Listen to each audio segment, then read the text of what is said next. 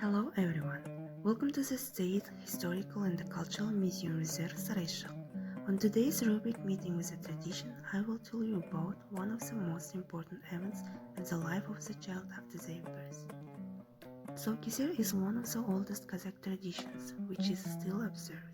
This ceremony is dedicated to the child after they have just learned to walk. To celebrate this tradition, a special ceremony is organized, which is held in the circle of family and friends.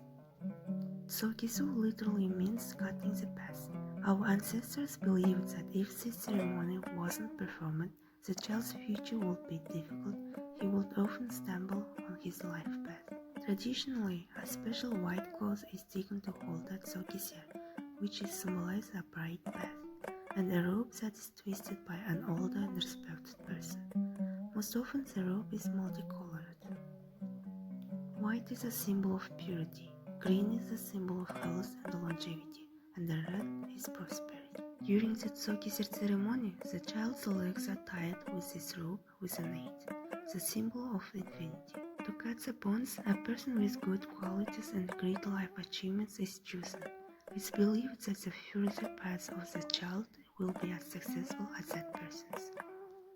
After cutting the bonds, the person leads the child along a wide path where several objects such as tumbra, book, money are waiting for them at the end. Whatever the child chooses, they believe that their future will be connected with this object.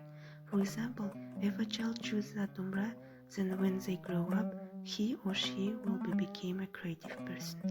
And if they choose a book, maybe they will be very smart. If money, they will be rich. Thank you for your attention. Till the next time, goodbye.